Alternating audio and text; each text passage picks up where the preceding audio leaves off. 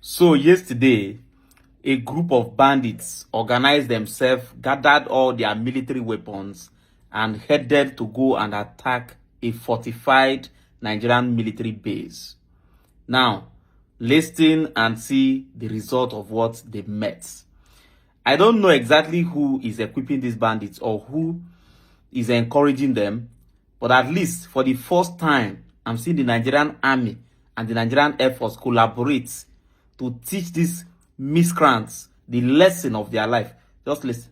They say that when a goat dances in front of a hyena, it is not bravery, it is suicide. And yesterday, a group of terrorists in Borno State found out exactly what that means. You saw the headline, and yes, it sounds like a scene from an action movie, but this was real life at the forward operating base in Asia. We're receiving confirmed and graphic reports this afternoon, Saturday, January 17th, 2026, that a massive army of terrorists decided to try their luck by attacking a fortified military headquarters. They came with everything they had: machine guns, rocket-propelled grenades, and heavy explosives, thinking they could overrun the base and raise their flag. But they made one fatal calculation. They forgot that the Nigerian army of 2026 is not the same as the one from the past. Instead of running away, the troops stood their ground, returned fire for fire, and with the help of the Air Force, turned the hunters into the hunted. If you want to know how our gallant troops sent these criminals to the great beyond and recovered a massive arsenal of weapons, please do me a massive favor and smash that like button right now. It helps us celebrate our soldiers who are putting their lives on the line. And if you are not yet a subscriber, click that button and turn on the notification bell. You need to be here as we break down this victory for Nigeria. Let's get into the gist of this bloody Friday. It all started in the early hours of yesterday morning. The sun was just coming up over Borno State when the silence was broken by the sound of heavy machine gun fire. According to the acting media information officer for Joint Task Force Northeast Operation Hadinkai, Lieutenant A.S. Atokolo, the terrorists launched a large-scale multi-directional attack. This means they didn't just come from the front gate, they surrounded the base, attacking from all sides at once. Their plan was clearly to overwhelm the soldiers with sheer numbers and noise. They were firing RPGs directly at the walls and the infrastructure. In fact, the report states that their rockets hit some of the troop-carrying vehicles and, very critically, the CCTV control room. This shows you that these were not just random ragtag fighters. They had a strategy. They wanted to blind the base, destroy the transport so no one could escape or pursue, and then move in for the kill. The CCTV room and the vehicles were partially gutted by fire, creating smoke and confusion. But here is where the story turns sweet. Despite the explosions, the fire, and the smoke, the troops at Forward Operating Base Asia did not panic. They maintained what the military calls firm control of the situation. They returned what was described as overwhelming and sustained firepower. Imagine the scene: soldiers taking cover behind sandbags, bullets flying over their heads, the heat of the burning vehicles on their backs, yet they kept firing.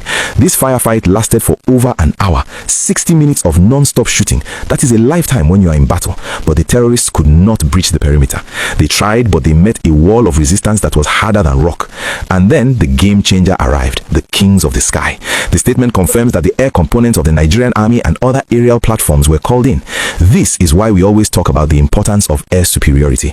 As soon as the jets and the surveillance drones arrived overhead, the equation changed. The terrorists, realizing that their plan had failed and that death was raining down from above, started to retreat.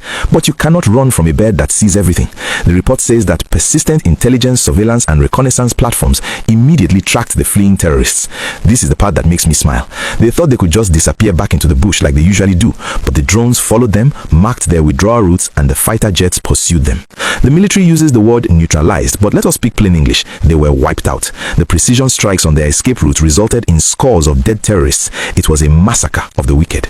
The statement confirmed that evidence from the scene showed the terrorists suffered heavy casualties. They came to kill, but they ended up being the ones in body bags. This is a massive blow to their fighting strength and their morale. Imagine the few who survived going back to their camp to tell the others, "We went to Azia and almost nobody came back." That fear is a weapon on its own. Now, let's look at what they left behind, because this tells us a lot about their intentions. After the smoke cleared, the troops conducted a mop-up operation and recovered a frightening amount of weaponry. They found a 60mm mortar tube and mortar bombs. For those who don't know, a mortar is a weapon of war used to bomb places from a distance. They also found locally fabricated explosives, heavy machine gun rounds, and hundreds of rounds of 7.62mm NATO ammunition. This was not a kidnapping mission. This was a siege. They came prepared for a long war, but they couldn't last more than an hour against the firepower of the Nigerian state. I want to pause here and ask you, the viewer, a serious question. We often criticize the military when things go wrong, and rightly so. But when we see a display of bravery like this, where soldiers hold a burning base for an hour and still win, Do you think we give them enough credit? Do you think the government is finally giving them the right tools to fight, or was this just sheer grit and determination by the boys on the ground? Drop your honest thoughts in the comments below. I really want to hear your perspective on our military's performance. The destruction of the CCTV room is a point of concern though. It shows that the enemy is learning. They know that our bases rely on technology, so they target the eyes first. It's a reminder that while we celebrate this victory, the enemy is evolving. They are becoming more desperate and more tactical.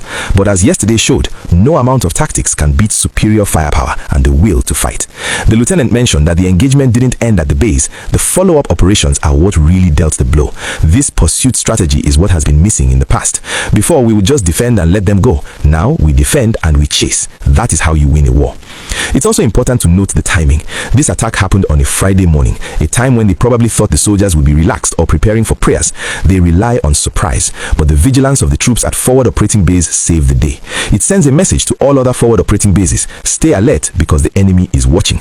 But it also sends a message to the communities around Borno: you are safer today because these scores of killers are no longer breathing. As we wrap up this security update, let's remember that for every victory like this, there are families of soldiers who are waiting anxiously at home.